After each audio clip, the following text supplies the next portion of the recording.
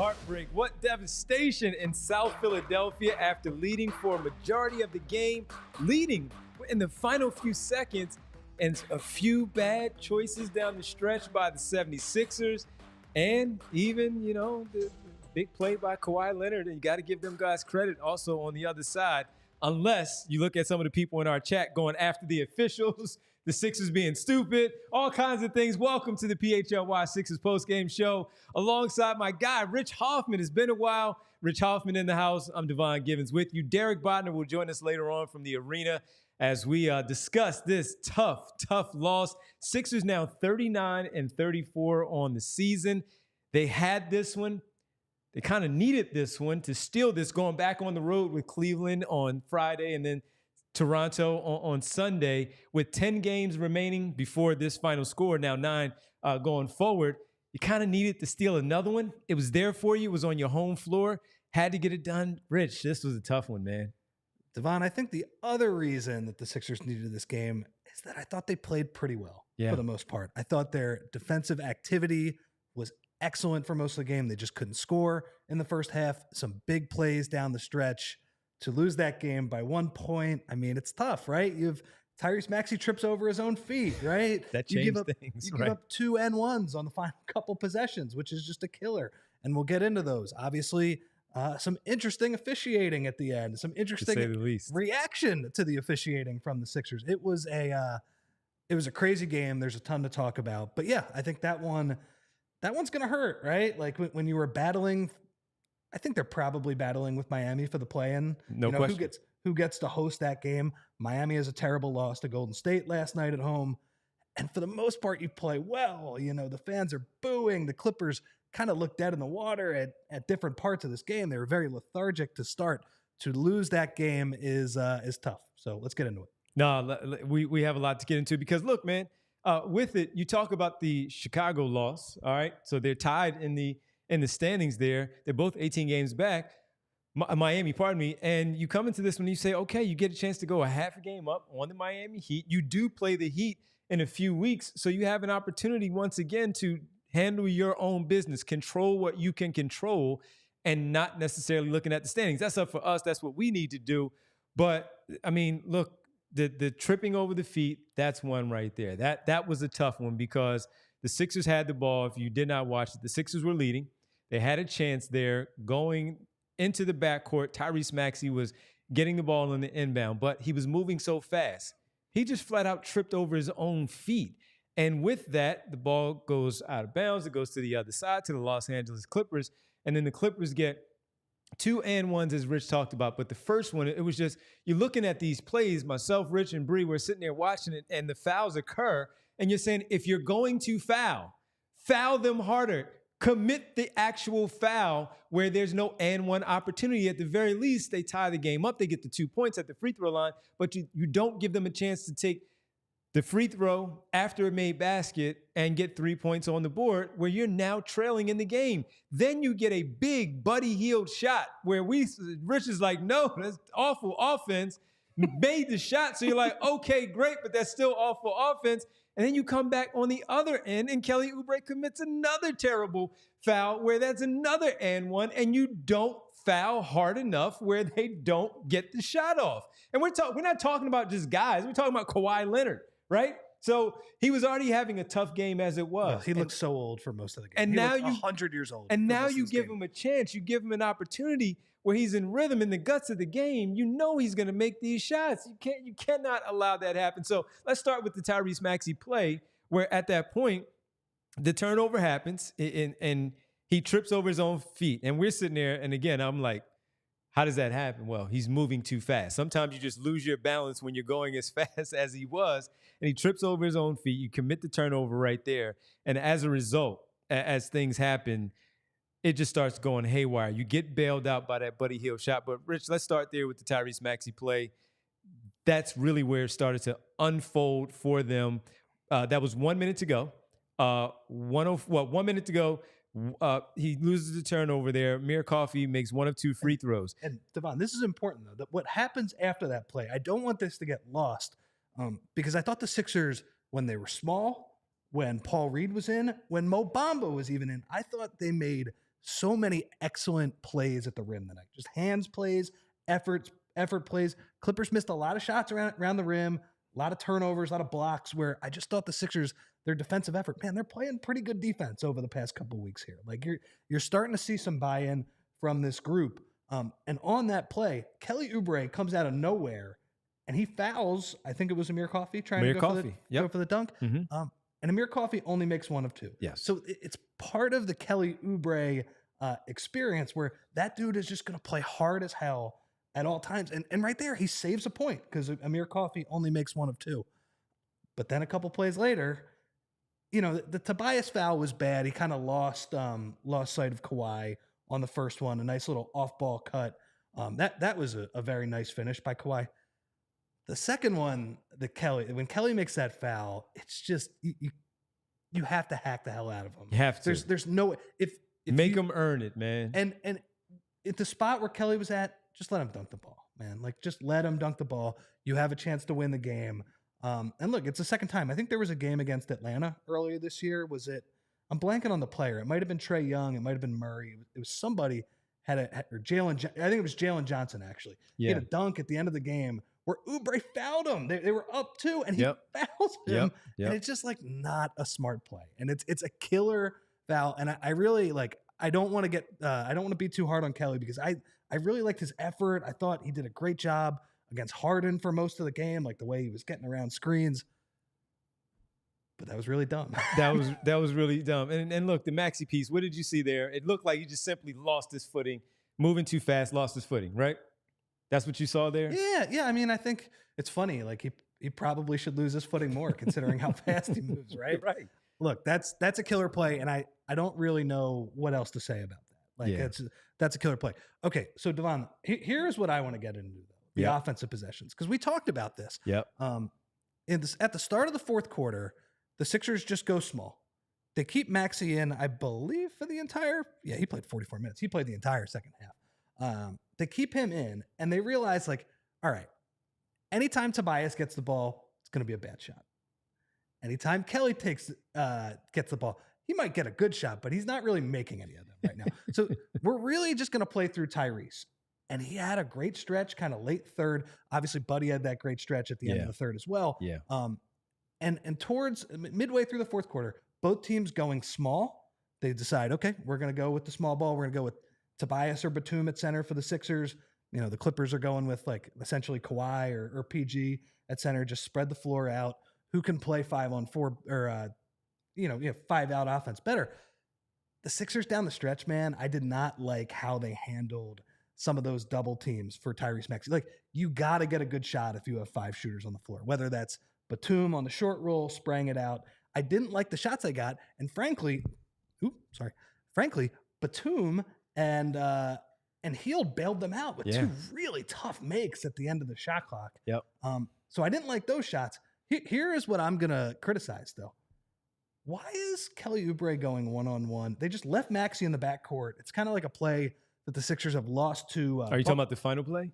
I'm talking about the jump ball. Okay. Like the wedgie where he shoots at. Yep. I don't know about that decision. A Kawhi, like, were you trying to catch Kawhi sleeping with the fake handoff and Kelly going to the rim? I know you had not handled the double teams well, but as much as we can argue about, like, is that a foul? Like, did Kawhi get away with some contact? Whatever. I don't like going to Kelly Oubre in that spot. I would have liked, getting the ball to Tyrese, getting him going downhill and having him be the guy to make the decision. Because, hey, the Clippers could have doubled. You could have gotten an open shot for somebody else. As much as the refs, and we're going to get into them, I just think I didn't like that decision from Nick Nurse there. Yeah. So first, while we were watching it, and it's like, all right, initially I'm saying pass the ball to Tobias Harris in the corner. He's wide open. When we saw the replay, before we get to the whole final shot actually taken by Kelly Oubre, when we saw the replay, you looked at the replay and you saw the ball fake where he ball faked it to Harris. James Harden, I believe, committed to running and at least closing off that passing lane for Tobias Harris to prevent him from getting the basketball. And look, quite honestly, Kelly Oubre wasn't passing that ball. Kelly Oubre's mentality is, I'm doing this on my own. I'm getting this done. That was not happening. So with it, he goes to the basket and he then goes up And so first thing, would you have still liked him to make that pass as we break it all down? Would you have liked him to make that pass? The ball fake was the ball fake. Forget about the end result. Knowing what you saw on the initial drive, do you feel like he should have made that pass to Tobias Harris in the corner? I mean, probably, just considering the amount of time that was on the clock. 5 seconds left, right? And then, overall. obviously there's like a car crash at the rim where he doesn't get the shot off. Does he get hit before? Is PG straight up? I don't know. I'm less bothered about that. That was a scramble play. I also will say, I didn't actually get this on the broadcast. Did Nick Nurse take that timeout at the end? End. I'm looking at the play-by-play. ESPN didn't do a great job of kind of. It sounded like they said he was taking the timeout. It sounded like it. Well, it says it on the play-by-play that he did. You know what would have been nice, Devon? Take that timeout with 17 seconds to go when they were bringing the ball up the floor. Even if Batum got it at the end and he was like falling out of bounds, call timeout, run a play. You got like 3-4 seconds left. It'll be, I don't know. And Nick Nurse was emotional about the what he thought was a foul. I believe he said call the effing foul at the ref. Did not get teed up for that. He shouldn't have, obviously. But he emotionally calls a timeout. Like, did he think he was going to challenge the the jump ball? Yeah, exactly, because you had no more timeout. So once you call that timeout, you cannot call a challenge because your challenge is part of your final timeout that you have, and the officials are not going to go to the back to Secaucus and look at things to see if you can overturn it. And that was a wild thing there. But as far as going back to the play, then the car crash at the rim, as you talked about, look. We complain about the officials. Most of the times we don't complain about the officials. We just let things happen the way that they happen. There were some questionable things there. The Kelly Oubre turnover on the sideline. Paul George hits the ball out of his hands after a good defensive play by the Sixers. Outlet to him. And Oubre, we didn't get the view that they got. We didn't feel like it was conclusive enough to overturn the initial call, which was Sixers basketball. Let's go the other way. They overturn it, saying it went off of basically pushing it the rest of the way out of the bounds by Kelly Oubre off of the good defensive play by Paul George, as it turns out, because they call it what they call. But that looked questionable right there. And then you had a few more things that ultimately came down to the final play, which was Kelly Oubre goes to the basket. Looks like he's going up. Body contact as he goes to the rim. Paul George, though, goes hands up. Straight up, elevates, doesn't move forward, doesn't bring his hands down, doesn't jump his body into Kelly Oubre. He just jumps. They don't call foul. Game over. That's why the Sixers were irate at the end. They were irate. I think it was a bang kind of play of how you're going to go for it. Oof. Rich, thinking about it now, it looks like, because when we did see the replay a few more times there, and I would love to see what the people thought in the chat, because there are already people coming at the officials saying they robbed them there tonight. It looked like when you were letting the players decide the game at that moment, and Paul George did the right defensive thing of going straight up with the arms up to avoid any further contact than what the contact was going to be, initiated by the offensive player driving into the defensive player, and that's why there was a no call. So let's get to the refs, because you're right, and there was a lot in that. It was a lot. That final. There was a lot. I think the reason people probably feel cheated, it starts with, as you said, the play where we were watching it, the ball, George knocks it out of Oubre's hand. And I think, like, again, ESPN did not give us like a great angle on that. They did not. And I saw a lot of people saying, okay, it rolled off Kelly's finger. Devon, I'm going to say to everybody watching right now what I said to you. I absolutely hate those type of reviews. First off, it took 5 minutes. It should not take 5 minutes in that spot. Number two, like, the plays that get challenged, the out of bounds plays in the final minute, like, if that play happens in the first half, if it happens in the third quarter, Ty Lue, he's not even complaining about it. He's not even thinking about challenging it.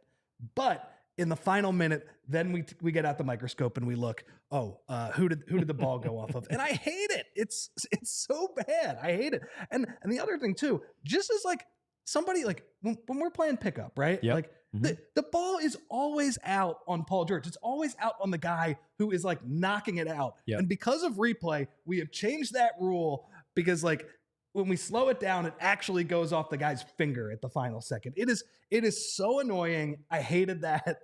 The Sixers did not deserve to lose the ball there, but that is how it's happened. And you know what? You've followed it probably a little closer than me. Man, I feel like I watch these Sixers games. I feel like they're just getting absolutely killed on reviews this year. Like the other team, I would agree. Yeah, their percentage is not good. No, it's not. Their reviews don't work. Like Nurse is getting more emotional, and the other team, I feel like they always have this super high leverage play where they're like, "Oop, we're gonna review that one," and it goes against them. And I just feel like it's Groundhog Day, man. I keep watching it, and it's like, "Oh man, that's another killer call that goes on a review against them." So that one was bad. I would say on the 2 drives for Oubre, right? The drive on the first play where it turns into a jump ball. I think you see the difference between Kawhi Leonard's experience and, I mean, Kelly Oubre, he's got a lot of experience, but his lack of basketball IQ in big spots. Like Kawhi knows how to play physical and knows that the ref is going to swallow the whistle in that spot if you play it a certain way. If you continually give a little bit of contact on that drive. Now, again, we got the above angle from ESPN, so I can't speak to did he get him on the wrist? Couldn't really see too much of that there. But that's like how a veteran handles those situations. Meanwhile, Kelly Oubre comes flying from a mile away and gives minimum contact. Frankly, pushes Kawhi, who can't jump over a phone book right now, pushes him to the other side and gives him the angle to make that lefty layup, that below the rim finish. I think you kind of see the difference in winning time there. No. And I get why the Sixers are frustrated, but to me, it comes back to that first call. That's the one where I'm thinking come on, what are we doing here? Yeah, just some tough ones down the stretch. And look, man, the chat is real active with he was fouled, he wasn't fouled, he was fouled twice. So this is where we all see the same thing, but we see it differently there in the end. And that's what makes the conversation just great of how we break it all down. And we'll keep going. There's a lot to talk about. Tyrese Maxey had 26. We have to talk about the fact that Amir Coffey did a damn good job of keeping the ball out of his hands. Yes, he did. Even on that Buddy Hield made 3-pointer where we talked about it, we have to talk about how he did have a really good game, but they were unable to get him the basketball down the stretch, which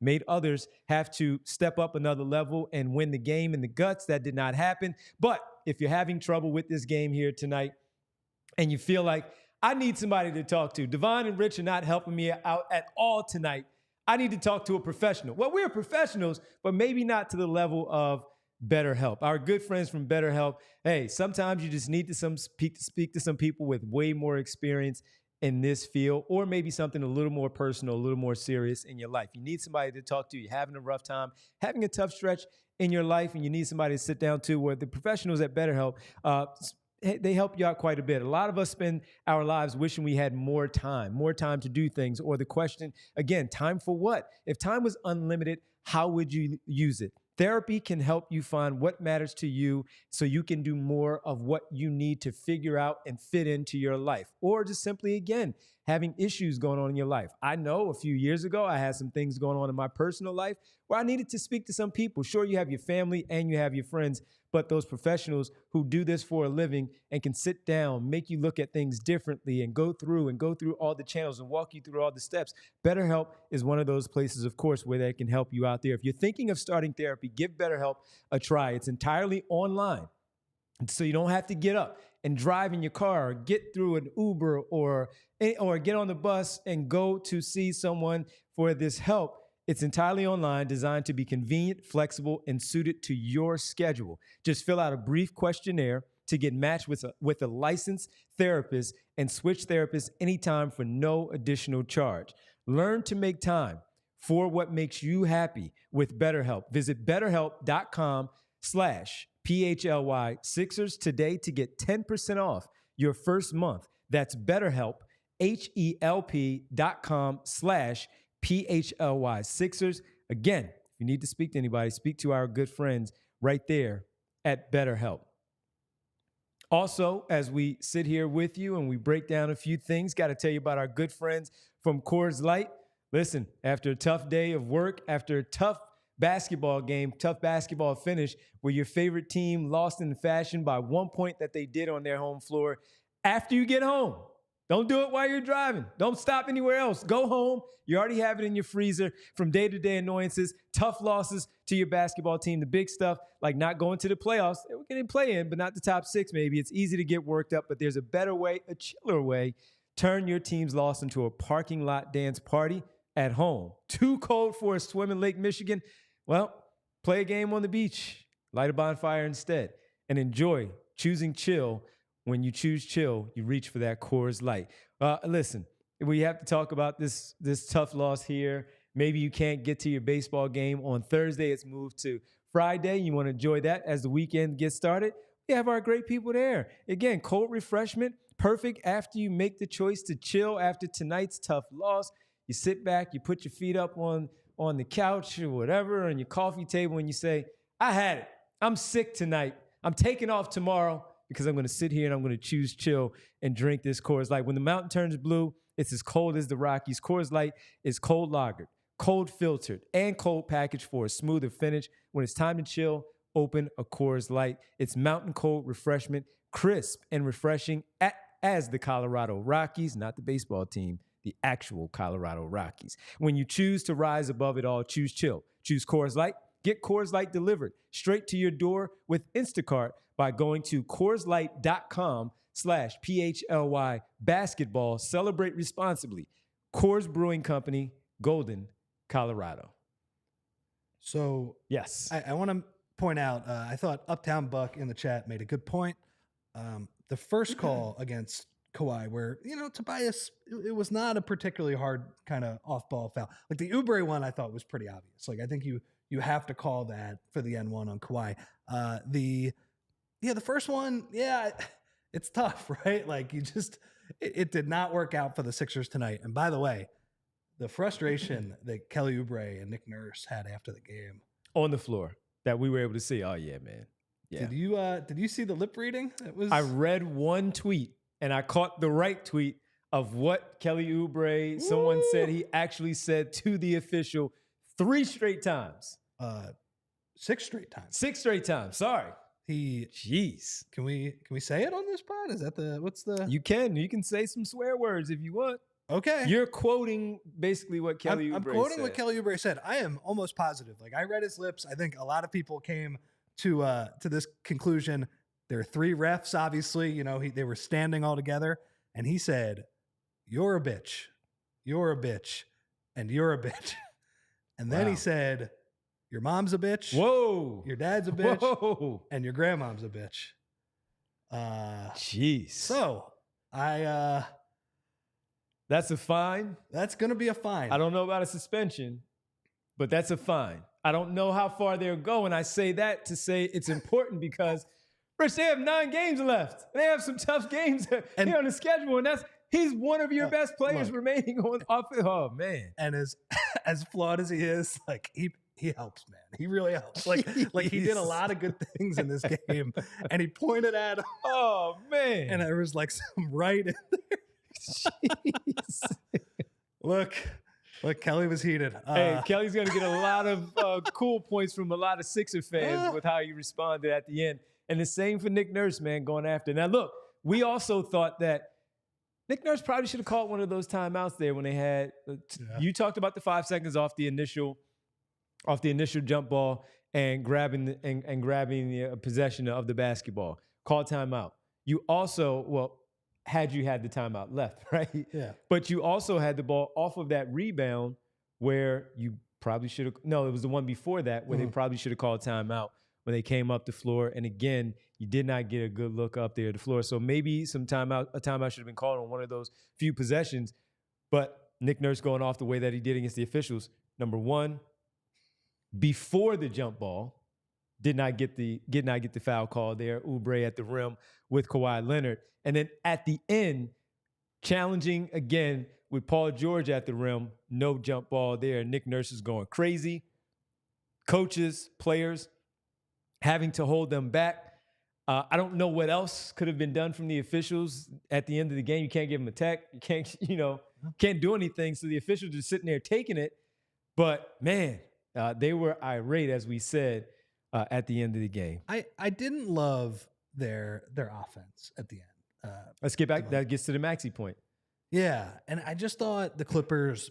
Look, I think the Sixers still really could have won this game, and if you want to bring up the refs, like that's fine. But I didn't. I felt like they were trying to just get over the finish line, where they were leaking some oil at the end, and I thought the Clippers, like when they threw those soft doubles at Maxey, like you said, when Maxey would give up the ball, I thought Amir Coffey did a great job of denying him. Face guard. By the way, Ty Lue knows a little bit about playing that role. Yes, he does. Now, obviously, Iverson. he did a great job in that game. But you know what? Nobody remembers that, and he's become kind of a meme. A GIF, whatever the hell. On the wrong end. That was my Twitter profile picture for years, and it was him looking up at AI, stepping over him. But for a lot of that game, he did it. He did a great job.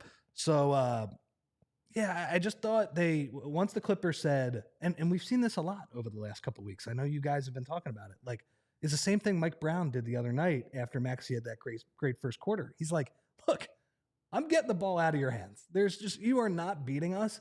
And it's frustrating because you shouldn't be able to do that in the NBA. Like, there's too much skill, even on this Sixers team. Like, there should be enough skill. There should be enough passing where if you're organized and you find a guy to flash to the middle and you properly space the floor. There were a couple times, man, where like they're playing small and Batum and Oubre are cutting at the same time. And I'm thinking like, this is not 100% organized. So that needs to get better.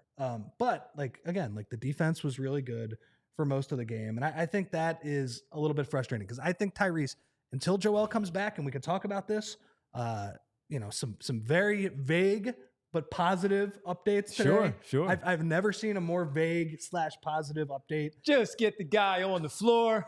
He's out there. He looks good. Get him out there on the floor. Go ahead. I'm sorry. Yeah. Had to get that out. So, we'll see. But I think Tyrese needs to do a little bit of a better job. It's tough. He's small. Like if you double him, 30 feet from the hoop and you don't have a Joel Embiid on the floor, like he doesn't, it's not like doubling Luka or doubling Kawhi or LeBron, like these guys who can see over the defense and make that first kind of snap pass and kind of get everybody moving in the right direction and force a lot of rotations. But they need to do a little bit better of a job with that. Yeah, they do, man. And so when you look at his game overall, he led all scores in the game with 26. I believe he finished with 26, led all scores.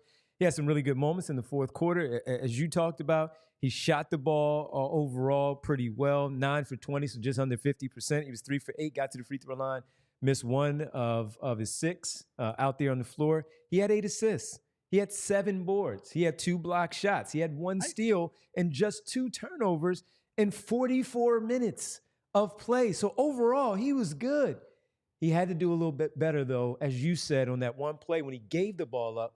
He can't because they're denying. That's why Amir Coffey was in the game, to help out George and to help out Kawhi Leonard by defending Tyrese Maxey, taking him out of the play to force others to do something. They got lucky with the Batum corner 3. The same thing with Buddy Hield hitting big shots.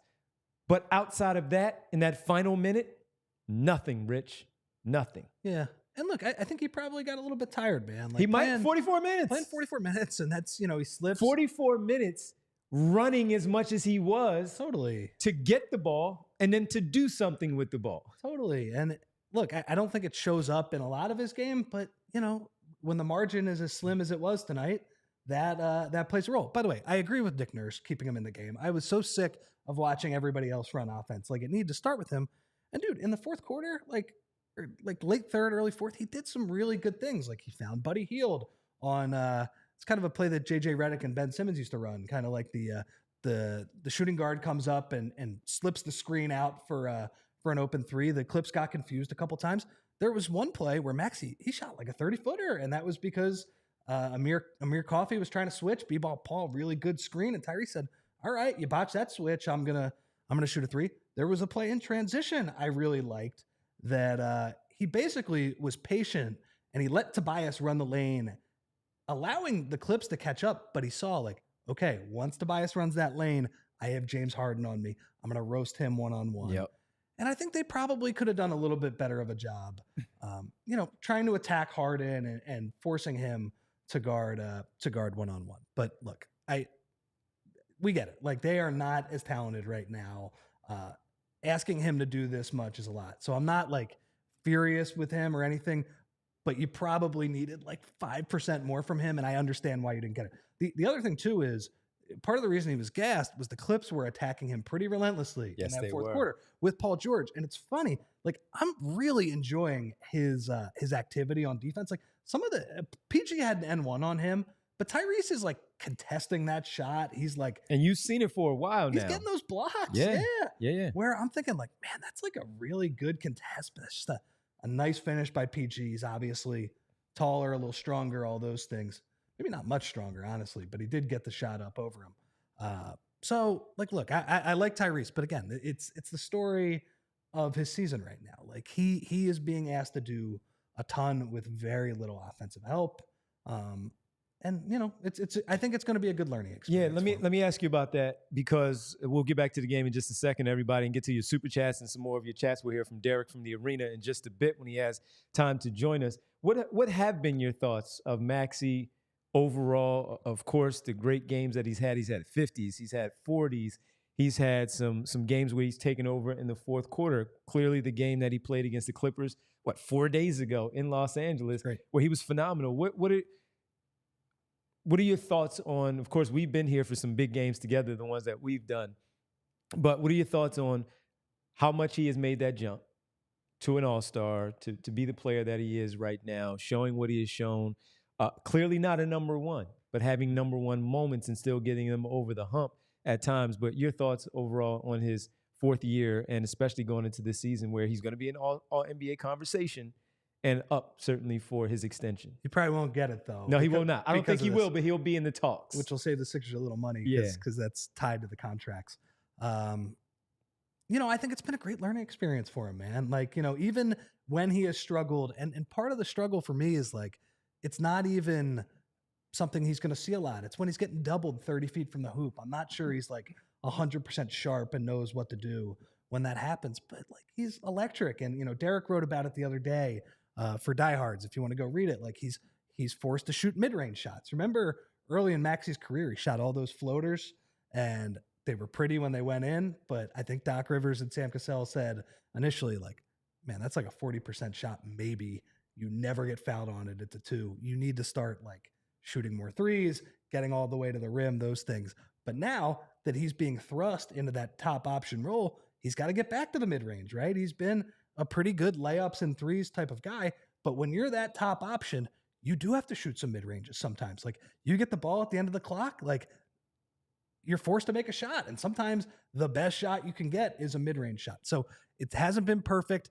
The team's record is what it is, but I think it's going to be a great learning experience. And once Joel comes back, all he's going to have to do is run the second unit against, you know, backups for what, like 6-7 minutes each half, maybe. I think it's going to be a great. And he's been in the playoffs every year of his career now. Yeah. So it's not a surprise to him anymore.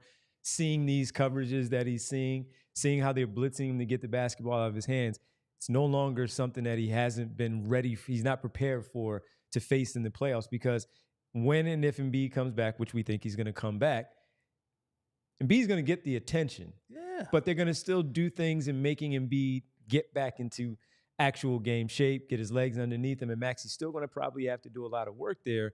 But when he does come back, it's going to make it so much easier for Maxey. He's going to have to work on, and I see in the chat, Drew Hanlon got mentioned. He does have to do some work in the mid-range. It feels like he's off balance a ton on those shots. Like he needs to find a way to create that space. And look, it's a little bit harder, man. He's 6'2", right? Yes, you know, yes. It helps to be, you know, that apex wing predator, you know, that apex predator wing that could shoot over, you know, smaller defenders. He doesn't have that, and he needs to figure out kind of how to harness his speed, how to create space, how to get better mid-range looks.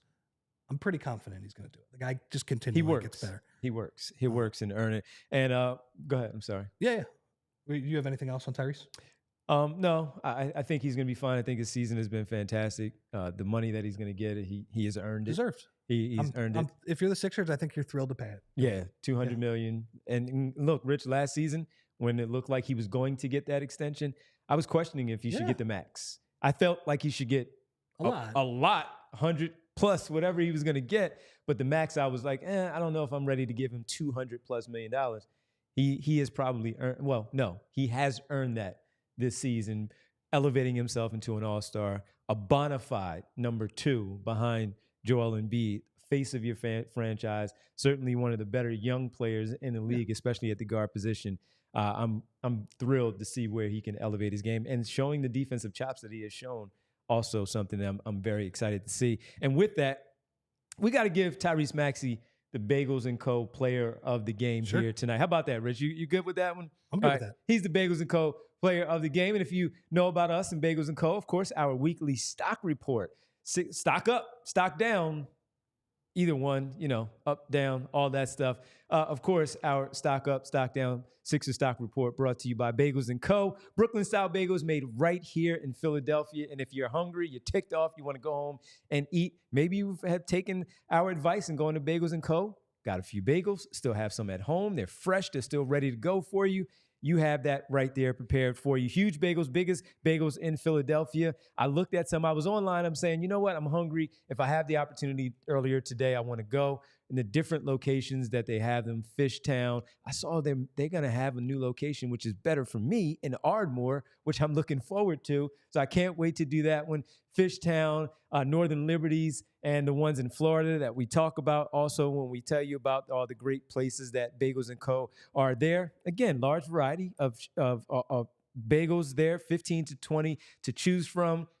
I saw my cinnamon raisin there. They had the rainbow there, the basic, the plain that you have, and other different varieties. Seasonal bagels, for instance, Valentine's Day, St. Patrick's Day, and during the seasons, of course, of the sports teams, Eagles there, where you have certainly the 30 different flavors of cream cheeses and schmearers. You have the staples. You have the seasonal ones to go through, both in Philly and Florida. Eagles cream cheese during the football season. 76ers cream cheese during the postseason run. We hope it's a long one for them. They did some Phillies promotional stuff in the fall as well during the postseason. Check out Bagels and Co. Instagram to see the visuals, and check out their website, bagelsandco.com/store locator, to see where they are, and it will help speak more about the brand. Affordable prices, and they don't want you simply splurging on the weekends. They want you to be an everyday customer to come back all the time. Not an artisan mom and pop type of shop, but they have that feel. They cater to you in that way as the individual repeat customers. You have really good coffee. It's not $7 like you will get at Starbucks. Why go to Dunkin' and get a subpar product when you can simply go to us and get a more premium product at the same price point? For the best Brooklyn-style bagels made right here in Philadelphia, head to www.thebagelsandco.com/store locator to find the closest Bagels and Co. near you. And if Kyle was here, we would just simply say bagels, and people would jump in on the chat and talk about the bagels. Also, all right, a little upset. I know, you're a little upset about how things played out for your squad here. I get it. Don't fret. It's okay. But you got to check out, if you're, all right, it's rain out tomorrow. You want to see your baseball team back on the field. It's already rained out. They pushed it to Friday. You want to go to the baseball game and see your folks? You see your baseball team? You got to check our good people out at GameTime. GameTime has you ready to go. And look, an opening day offer. If you want to go to South Philly, go to the bank, and you want to go see the Phillies and check out the squad, they're loaded. They are a championship contender, as they have been for quite some time here. GameTime is now an authorized ticket marketplace of Major League Baseball, which makes getting tickets even faster and easier. Prices on the GameTime app actually go down the closer it gets to the first pitch. Make sure you lock that in, Rich, because we're going to do that during the baseball season. Last minute. Rich, you ready to go to the game? Let's go to the game. Let's look at GameTime. With killer last-minute deals, all-in prices, views from your seat, and their lowest price guarantee, GameTime takes the guesswork out of buying MLB tickets. You Phillies, Braves, got to go check them out. That's going to be a good deal. Use the app. Customize your spot of where you want to see. You look at where you are. You don't want your view to be obstructed. You want to see exactly what you're seeing out there in the field. That's how you do it on the GameTime app. Last-minute tickets, flash deals, zone deals, as well. Lowest price guaranteed, event cancellation protection, job loss protection as well. Save up to 60%. This is a priority here.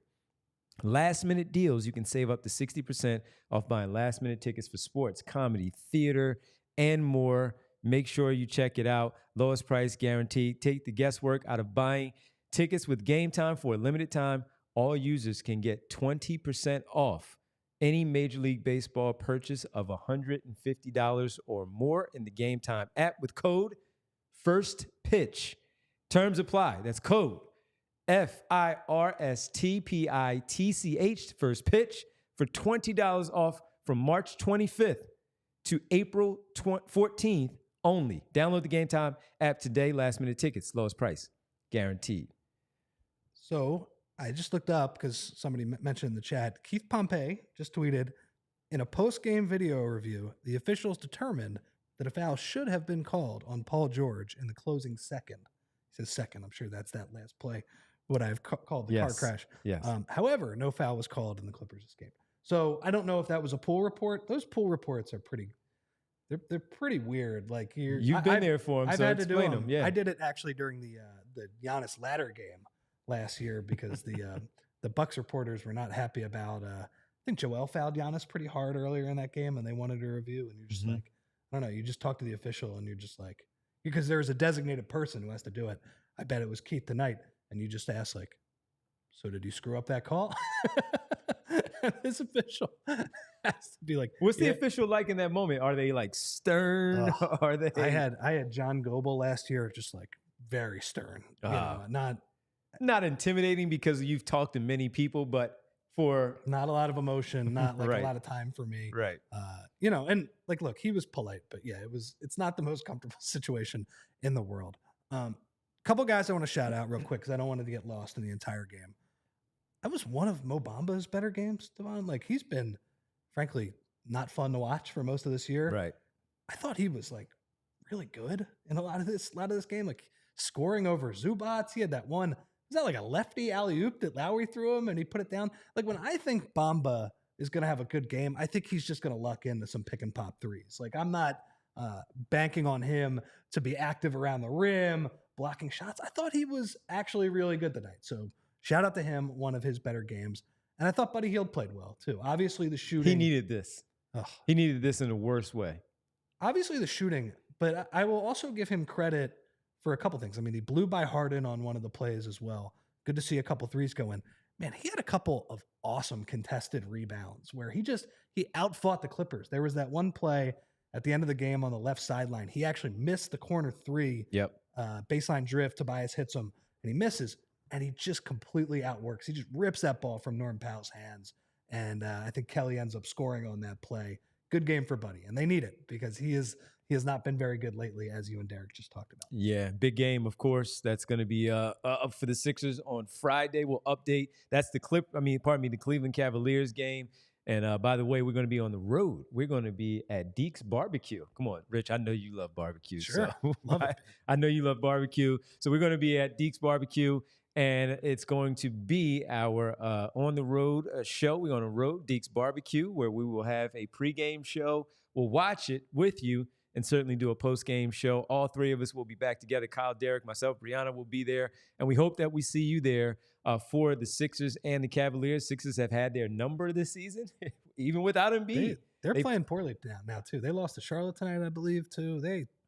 But it looks like Donovan Mitchell might actually return for that game on Friday. That's the report. Of course, Sixers. Always happens that way. So if you can, come hang out with us. Again, Deke's Barbecue on Berkeley. That's on Friday. We'll be there for pregame. Bree, we have pregame there too, right? I think, yeah. So pregame, unless they change it. But if not, just come hang out with us. We'll be there. We're watching the game. We're going to do postgame from Deke's on Berkeley again Friday as the Sixers take on the Cleveland Cavaliers.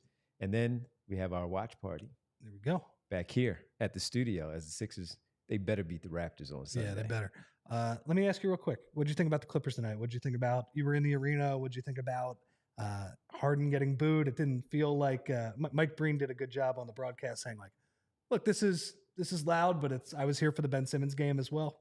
Not quite as bad. There's more vitriol towards Ben Simmons than there is James Harden. I thought it was loud for the introduction. I thought it was loud in the first quarter.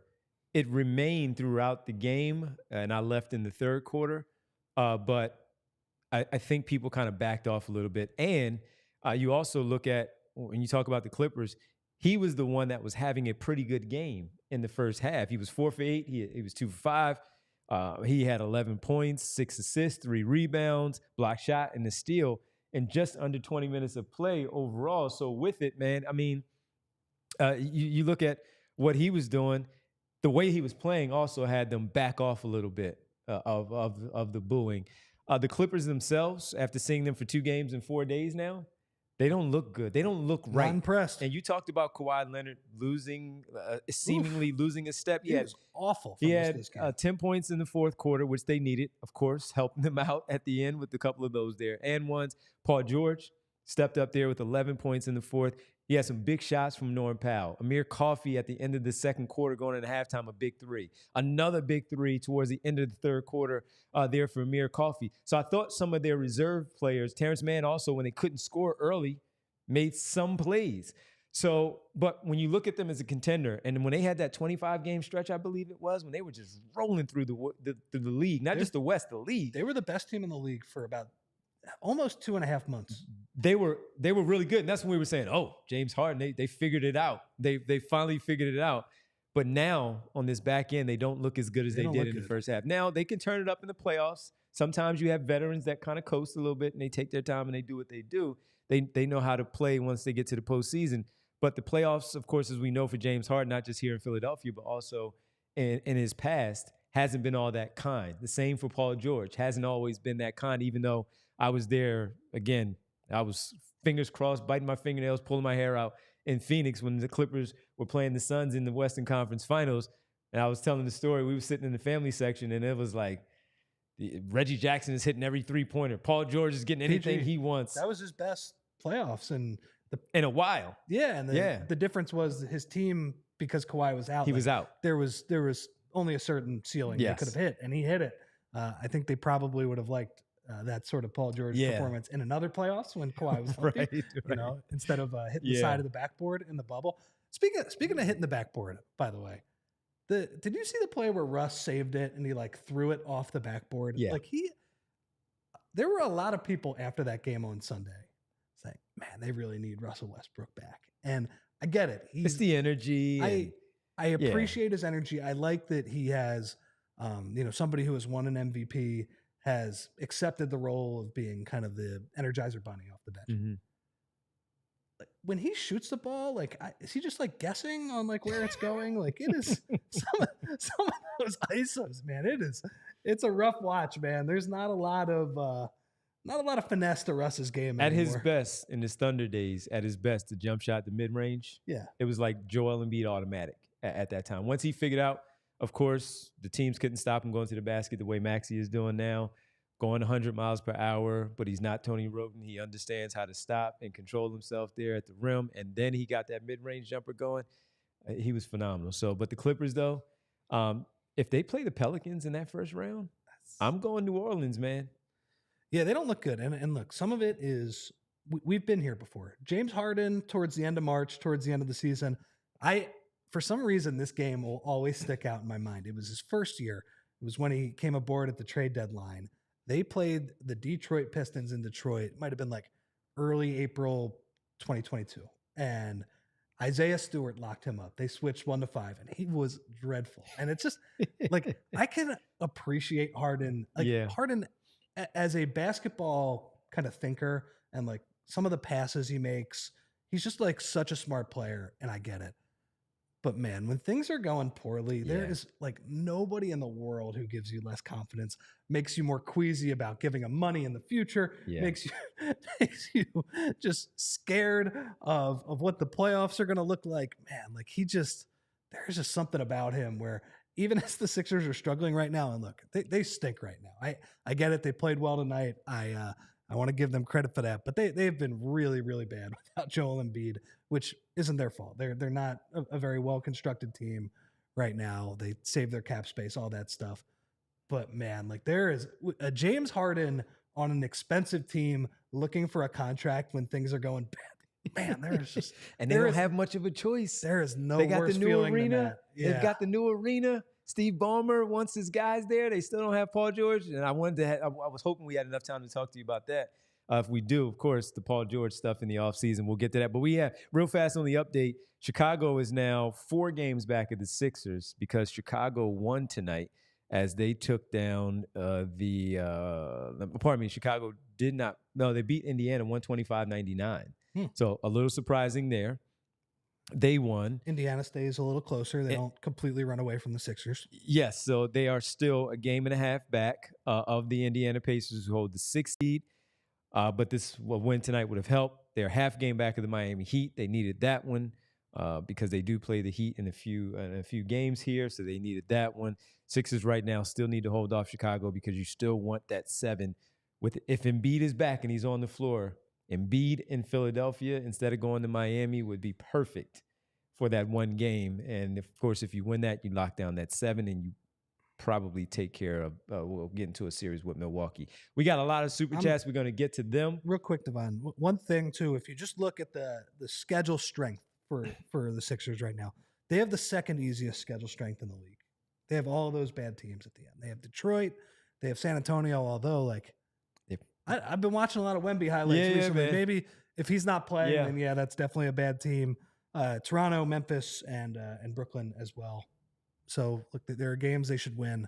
They're gonna have to take care of business because you cannot drop to 9. That's the one thing. You need that 2nd game at home, and you need the 2 swings at it. So absolutely. All right, let's head back to the arena right now. Check in with our guy Derek Bodner joining us live from the center. And Derek, man, we're sitting here and we're like, oh, they're actually gonna pull this win out. And then things just happened. Kelly Oubre turnover on the sideline that's flipped. Reverse call there. Kelly Oubre drive to the basket against Kawhi Leonard. And that's stuffed. Jump ball. And then the final play, man. What were the range of emotions there from the crowd in the building in that final minute overall? Yeah, well, I think in the final minute, it was mostly fans being angry at the refs, and I think a lot deservedly so. I think there were some missed calls there as well. A lot of mistakes by the Sixers as well to sort of put them in a position where a missed call could impact them. But certainly, I think for the most part, it was fans reacting to the missed calls with a notable exception that early on, like the slip by Maxey is, I think, when fans started going like, oh no, this could not go our way because that was a huge turnover, obviously. And then you compound that with the questionable one on Kelly. I'll generously call it questionable. But I think for the most part, it was about the officiating. So Derek, let's talk about the officiating, and let's talk about it. Just what did Nick Nurse say and what did Kelly Oubre say after that game? Yeah, I thought Kelly handled it really well. Like, he came out and he basically just apologized right from the jump, said he understands whatever fine is coming his way, if there is one coming his way, and said that he has to do better, that the emotions got the better of him. I love Kelly Oubre. He's a good guy. I like him. He does. He's crazy, but I like him. He does seem like a good guy, and he seemed like he actually really meant it. It didn't seem like he was just trying to beg to get out of an upcoming fine there. So I think for the most part, like, I think he was almost more frustrated with the challenge that ended up not going their way. He said he didn't get an explanation on that one. I think that one probably frustrates him as much as any. I do think I saw from Keith. Keith was a pool reporter today. Yep. I think I saw him tweet out that they said that should have been a foul. So he seems like he has a rightful gripe with that. I thought it was a foul too. So yeah, for the most part, I think they handled it both pretty diplomatically. I was expecting more fireworks. Nick Nurse wasn't necessarily as apologetic about it, but he also didn't go in on them how you might expect, because quite frankly, that was the most angry I think I've ever seen Nick Nurse. So for them to come out afterwards and both avoid, or at least in Kelly's case, avoid a further fine, in Nick's case, probably avoid a fine entirely, I thought they did a pretty good job there. How did you view the way the offense was down the stretch outside of where Tyrese Maxey was, and including Tyrese Maxey unable to get the basketball, the face guarding that you saw Amir Coffey denying him the rock? How did you view all of that from your vantage point there in the arena? Yeah, I thought that. I mean, I thought we've been talking about teams, trying to take the ball out of Tyrese's hands pretty much for the last 2 months nonstop. I thought that was aggressive as almost any team has done it up to this point. I mean, they were trapping him out towards half court. I thought for the most part he handled that well, and even their miscues in the last minute, I don't think necessarily came down to that. It certainly helps when Buddy Hield starts getting going from 3-point range. It can make you pay for that. But I thought that was a big reason why they went small down the stretch too, just to give you another ball handler, another passer maybe in terms of Batum on the floor. I did think they probably could have used Kyle Lowry on the floor in the last minute or so, just to give them another real trustworthy ball handler, because outside of Tyrese, I don't think necessarily all that many players had much confidence putting the ball on the deck. But up until that point, I thought they were actually handling it pretty well. Derek, that game was pretty crazy, but I think maybe the most consequential news came before the game. What did Nick Nurse have to say about Embiid? And I guess, what do you make of how like positive on one hand it seems to be, but also vague on the other hand? Yeah, it seems to be. It was like a positive non-update, which is a little weird thing to say. Yeah. No, he basically said that Joel Embiid was, going through basketball drills. He obviously wasn't playing any kind of scrimmaging because the team was on the West Coast trip, but that they are still confident that he will join them before the end of the regular season. And it is sort of the party line that they've had for a long time, but to hear it reinforced is nice. You would like to hear some details to go along with that. But I think, he basically said, like, we're just trying to get him now back in conditioning and get him back doing, more basketball stuff and get confidence in it and get that ramp going. So it does sound like they are expecting him to, return before the end of the regular season. Exactly when, we don't know.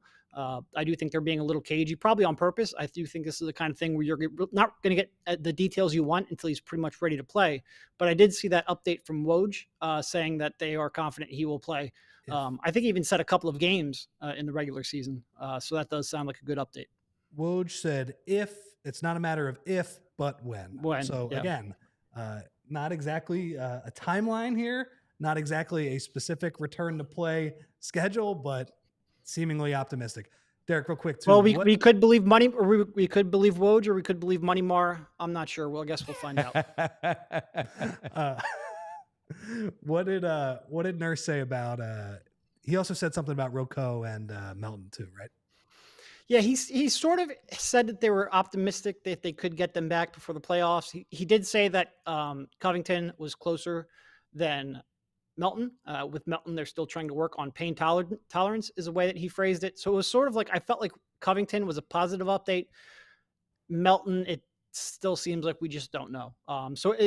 Going off of that, it wasn't a very long update, but he did say that, they were confident or hopeful that they would get those two back before the playoffs and that they were more confident in Covington. Real quick, man, as we talk about that, Chicago defeated Indiana, so the Sixers are still a game and a half back at the Pacers, but now just 4 really games could have used this one. Yeah, ahead of the Bulls now. And as we get ready, certainly because we do talk about it, we spoke about it yesterday on the show, and Rich and I just spoke on it a little bit. That's why this one was a kind of crucial. You had this one, you were in it again. The Clippers gave you this game, and you fall short. Would have helped you in a lot of ways, including jumping over Miami, who also lost last night. Yeah, and I really thought in the first half was when they were solidly outplaying the Clippers. I thought the Clippers defense was pretty tragic. I think the Sixers let them off the hook. I think there were 5 of 20 from three-point range, and if you make a couple of those shots, I think this game would have been out of reach. I think that's really where, like, as much as we'll pay attention to down the stretch, and quite honestly, they should have won this game down the stretch as well with a little more execution. I think they had this one with a little better decision-making. Like I said, I think there were a lot of missed calls. I think the overturned out of bounds one was inexcusable. I didn't see nearly enough to overturn that one. I do think Kelly got fouled on that last drive. The wedgie one, I thought we probably got fouled on, but it was so minimal that it would be hard to expect that. But then again, they made so many bad decisions. Like even the Kelly shot at the end, like you've got to pull up before then because he didn't get the shot off in time. The question was just whether or not he got fouled in time. They put them in a spot where a couple bad calls could change the course of that game. And they did that because I think they made a lot of bad decisions. So this was a tough one. Did you think he should have passed it to Tobias in the corner as before he ball faked it? On the last play? Yeah.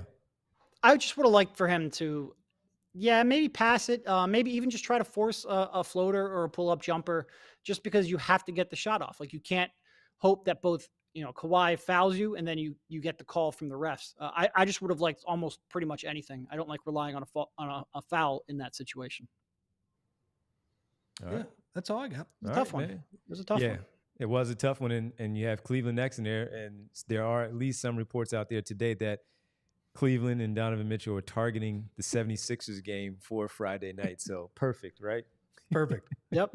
Perfect. And by the way, he is like borderline. Like he's not as important as Embiid is to the Sixers. He's very important to their team, though. Yeah. If you want the full video of those updates of the injury updates, and I'll also have Kelly's bit, go to the PHLY _Sixers Twitter. I will post them there. All right, man. Well, listen, enjoy the day off tomorrow. We didn't let everybody know, but we're off Thursday. We'll be back at Deeks on Friday. Derek, get ready for some barbecue, man. Yeah, I definitely am. Very much. Thank you. All right, man. Drive safe. Get home safely. It's still raining out there. Derek Bodner joining us live from the arena following the Sixers 108-107 heartbreak at the arena. We got a lot before we get to Embiid and even try to throw the Paul George in there. We got a lot of super chats. Let's get to them. So let's run some super chats at you. I'm just going to read them, throw them to you. You answer them. And let's go. First one, real time. Top right away. Oh, the ghost of Tony Roten was out there tonight. And you know he's my least favorite rebuild player of the sucking Sixers at that time. Oubre is kind of a rich man's Roten, where yes, he is. Like you can tolerate it. Yeah, you could tolerate him. I guess they mean by that like some of the crazy passes that were going on, some of the out of control drives, some of the not so smart plays down the stretch. Man, Tony Roten, I think I remember that he was at one point considered a top football recruit as well. In Washington, Seattle. Look, trust me, that dude was an incredible athlete. Yeah. I believe it. And also he was like a top basketball recruit as well. I don't blame anybody for chasing the basketball for your health. Also, if absolutely, he's a one and done player. There's always the joke that like the best player in the league, like somebody like Otto Porter's like, I got it, man. I got dinner tonight. You're good. Like, or whatever. So obviously less players in the NBA. Buddy Hield, you saw his house in Dallas. Like if you make it to a certain level in the NBA, you're living right. He did not make it to that level. He was not very good. Part of his problem, I remember I had a guy on my show after he was traded from Memphis to Philadelphia. And one of the guys who is decent name, big name out there in Memphis, had him on the show. And he was like, well, he thought that he should have been starting over Mike Conley. Sure. As a second-year player. That's all you need to know. It's good to have the confidence. Yeah. But you're in a good spot, too, to learn from Mike Conley.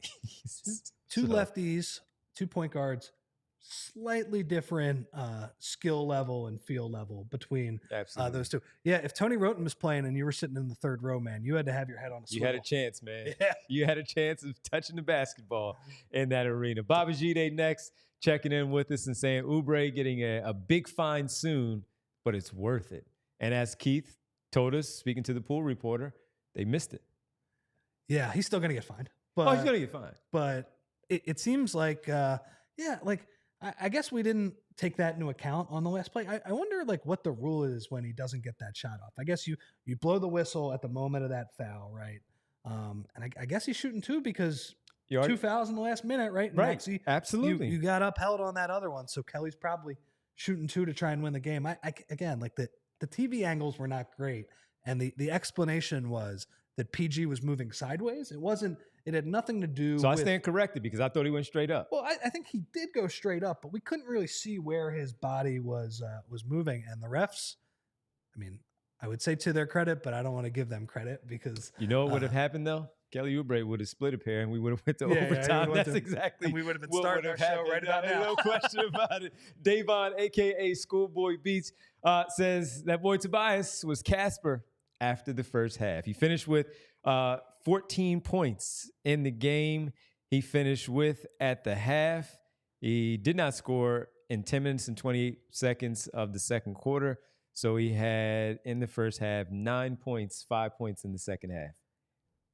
I will give him credit. I thought his defense was pretty good. I thought he made a couple of like out of his zone rebounding plays that we never see from him. But yeah, he did disappear. And look, the thing you need from Tobias, you need isolation scoring. You need him.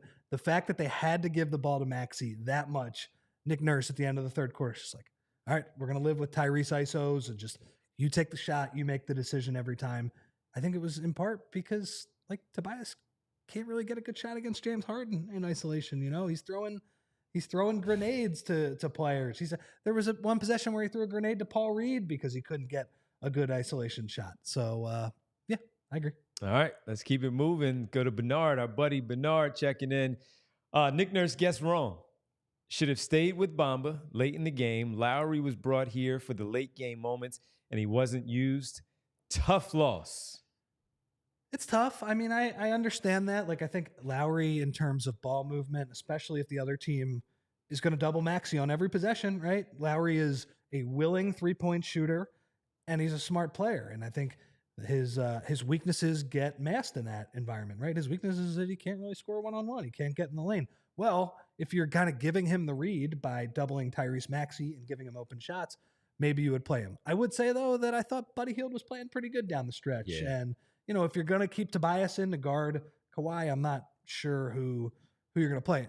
Bamba, they decided to go small. It was like, that was an interesting move by Nick Nurse, because I thought Bamba played well. I did see in the chat somebody pointed out, even though I was singing his praises for him and saying, look, that was one of his best games around the rim. Double. Yeah. He also did Mo Bamba stuff. He tripped over his feet on a pick and pop 3. He shot one of the worst floaters I've ever seen in my life. It was an air ball. Attacks closeout. Man, he missed. Mike Richard was coming towards us, and I'm like, yo, he didn't touch the rim. Mike Green on the broadcast What'd he say? said he's like, Bamba, he pump fakes, he drives. Oh, man, he missed by 1.5 feet. He's not used to the Mo Bamba experience like we are, Mike Breen. I know you got some stuff going on in New York. Not like that there in New York. What's going on here? Mo Bamba did have a double-double, 12 and 11. Let's keep it going. Jay in the super chat says, Maxey got to make his damn free throws in the fourth. He went 5 Come of 6. on, man. You're next level. Still love him, though. He missed one. He is shooting 87% from the line this year, Devon. I will say, to Jay's point, it doesn't feel like he shoots 87%. And maybe that's like, it's like you said earlier, what's in our head and our perception. Every miss he has from the line for some reason sticks out to me in a way that it doesn't necessarily with Embiid. So it's like, man, I feel like I watch him miss way too many free throws. And then you look and like the numbers, he shoots 87%. It's hard to do much better than that. But yeah, like, look, you lost that by one point. That 1 point would have helped. That would have helped, because typically he does, especially with that type of number 6, he'll probably go 6 for 6 most times. Mr. Rudy Poo. You know Rudy Poo, right? It's a great name. It's a great name. That's a great name. It's a fantastic name. I'll tell you what. The Clippers' number 1 option wanted the ball in the clutch, while our number 1 is still busy letting a guy named Coffee front him. Shaking my head. I'm not sure that he shouldn't have given the ball up on that one possession. Buddy Hield did make the 3, but he shouldn't have given the ball up in that one possession. Other than that, as Derek said, they did a good job of throwing that length at him and kind of walling him off and preventing him from turning that corner and doing what he likes to do. And Kawhi made some good plays, but they were off of ball movement and off of team offense. Like, the one play was a great off-ball cut. I think it was it Coffee who was down low? I forget who. They had Coffee in the right spot, and that's with the scoop and the layup, the and one off of Tobias and Oubre. That was a great cut, but it also wasn't like.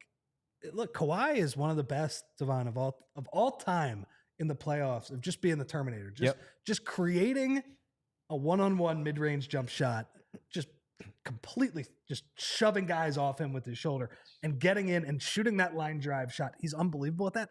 He didn't really do that tonight. He really didn't do that well. He had them. He missed them. He was bad tonight. And I will give him credit, though. Like, I think he was 4 of 4 with 2 N1s down the stretch. 10 points. Some really big plays, but he did not have it in the way we are accustomed to seeing Kawhi have it. And he had it in the final minutes. He found a way. Like, look, the Clippers, they junked this game up, man. They pulled this out not the way they probably were supposed to, but he did make the plays down the stretch. Sixers that close to sweeping the Clippers, and did not happen. Davon jumps back in and says, in this particular one, Buddy bailed Nurse out with that long stretch of stagnant offense and no subs or timeouts. Nurse has done this numerous times this year, even with Embiid.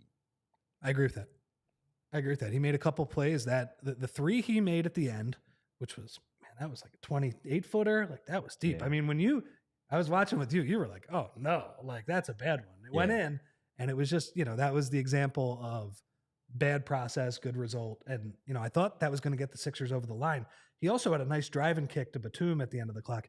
Yeah, they didn't have a great plan. Like, the Clippers were kind of running better offense down the stretch. And I don't know if that's just personnel, but I get a little bit of the criticism from Nick Nurse. Like, can we see a little more organization on the offensive end of the floor? Like, those nights when the Sixers shoot like 24% from beyond the arc, which happens a lot with these guys right now.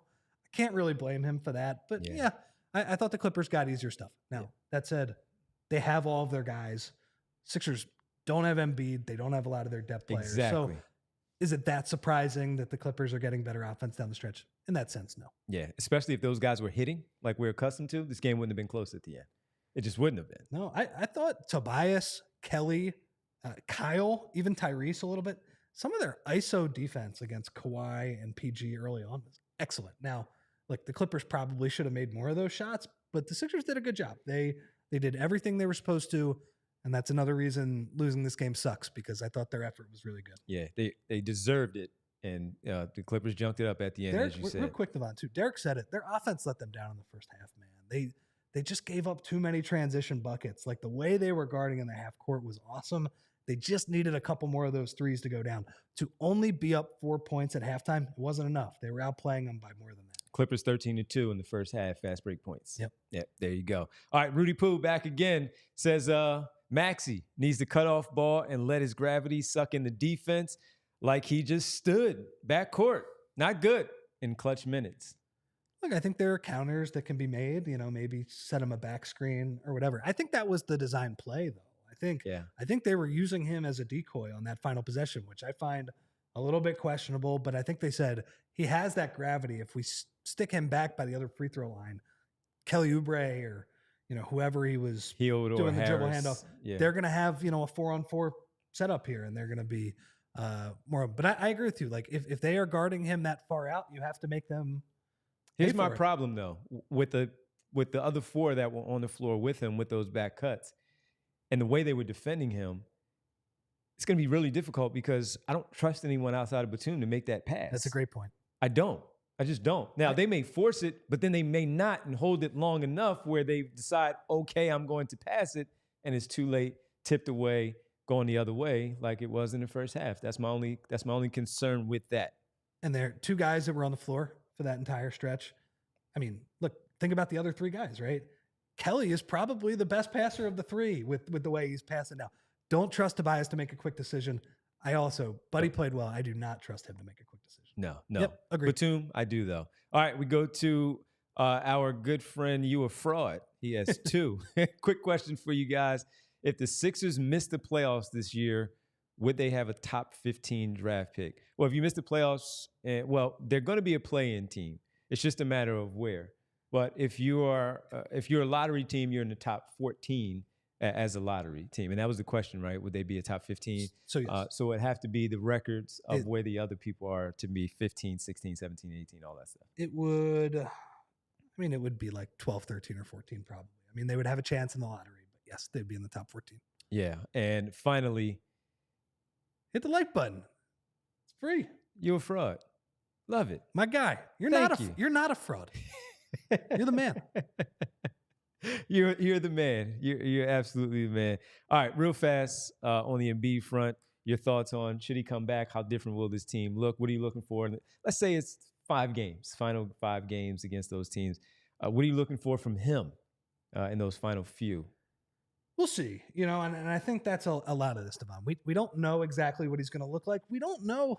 They're being so weird with this injury. Like, I think even with the way they described it, right? It was a procedure. Like, did he get his meniscus repaired or not? Like, what was the deal? And it's not the first time they've been a little goofy with his injuries.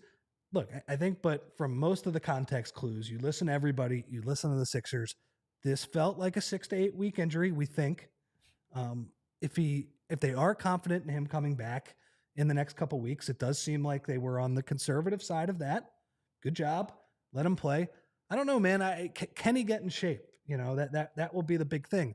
But to say, like, should he play? I have been going nuts over the past week on, like, I saw your thread on this on Twitter. It was crazy. And I saw it. It was I think Bill Simmons had it on his podcast too, where it was like Austin Rivers. Now, obviously not no offense to those guys. What they say is not gospel in terms of the Sixers, but the idea of like, oh, it's not worth it to have him play. Man, if he's healthy and this is actually just a 2-month procedure, and that was the option that was presented to him and the Sixers, that this is the best way to move forward.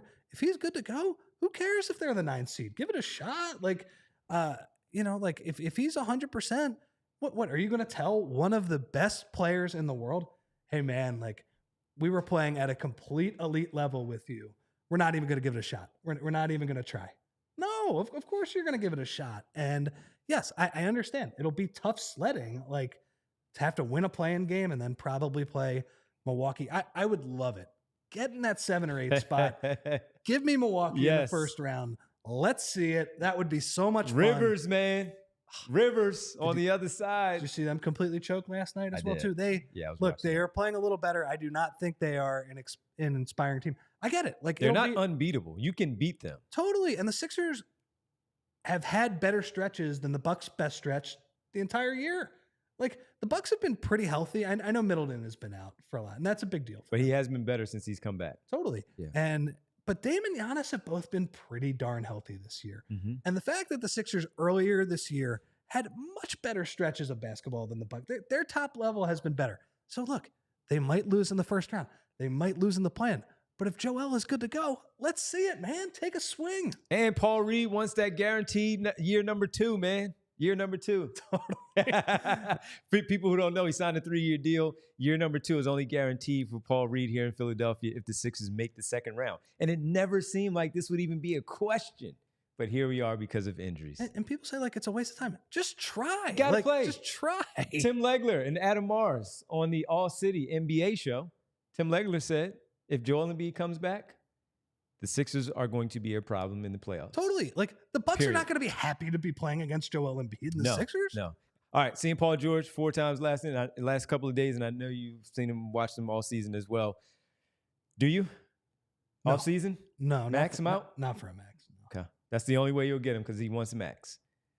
I get it, Devon. And look, if I could pick any player that is realistically gettable, plug him into this Sixers team, it would be Paul George.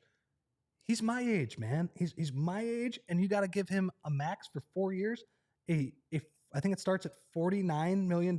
Yes. I also just don't think this is the way you build teams anymore, man. Like I think you give Maxey his money, you have Embiid under contract, and you just try and find role players that fit around them the best. Like that's the way the Nuggets are built. So you don't want a third. You don't need a third star. No, I think I would rather get 3 players for that $49 million salary. And I think that are really good, with the squeeze that the middle class is going to get with this new CBA, and people worried about this apron, this second apron that Derek talks about all the time, and he understands more than me. Look, I understand. Me too.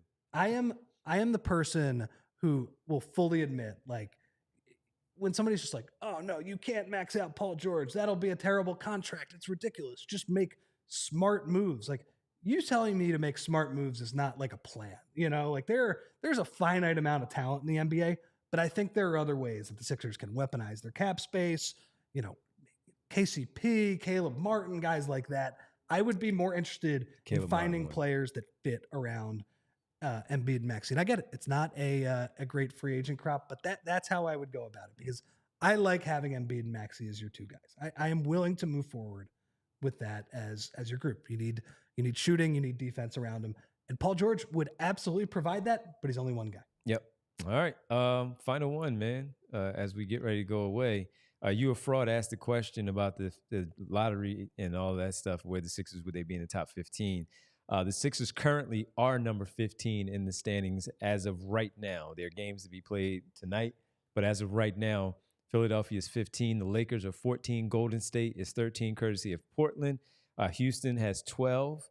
Chicago and Atlanta are 11 and 10. So if the Sixers were to fall down there, you a fraud, the Sixers could potentially, now there's still 9 games there to play, and we don't know what happens with these other teams, but to your question, yes, they could be in the top 15. We can get to who you like later on, but yes, to answer your question, they could be in the top 15. And right now, half a game behind Miami, they are right now 15. So yeah, and look, this is not a time to tank. You can't really tank anyway. You're going to be in the play-in one way or another.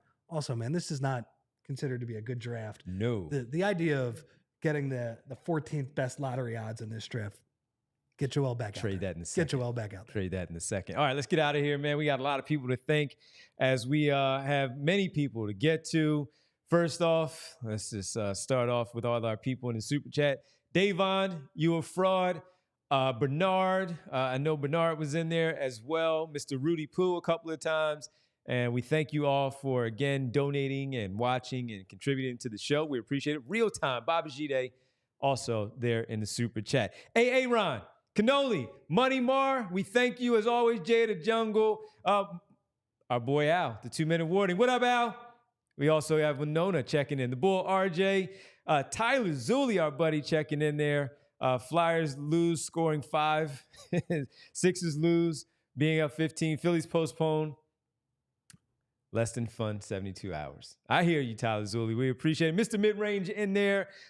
We talked about the System Don't Work Network. Also, Tron's in the chat as well. We appreciate everybody there. Smy Guy, what up, Smy Guy? Brandon B. Who else do we have in here that I missed? Seth Mano, also in the chat. PHLY Sports in there, letting you know about our Deeks Barbecue on Berkeley. We thank you there, Brianna, for putting that in there as well. Jay of the Jungle, also checking in. Matt Webster and Uptown Buck. What up, Uptown Buck? We appreciate everybody jumping in. We appreciate everybody hanging out with us. Like and subscribe. You a fraud. Told you. Like the show. We hope that you did. You got to like it when Rich is in here. Rich is coming in, doing double duty, doing Eagles during the day, coming in, doing Sixers at night. We appreciate Rich. He'll be back tomorrow. Also, doing Eagles with Zach Berman. And Zach is on the road. Rich back here in Philadelphia. So make sure you tune in to the PHLY Eagles show. Like and subscribe. And when you do, you get the icon. And as Gene says there in the chat, as well as Al, you get that bell icon once you do that. For Rich, Derek, and Brianna, I'm Devon. We're off on Thursday, but we do have a big show tomorrow. Starting all of our coverage here on the PHLY network. Yep. 9 a.m. Because he is back. Make sure you tune in, everybody. 9 a.m. because AG is back. He'll start it off tomorrow, 9 to 11. And then you got the Phillies and the Eagles and the Flyers. We're off tomorrow. Everybody have a great one. We'll talk to you tomorrow. Thanks, everybody. We all silly like the mayor.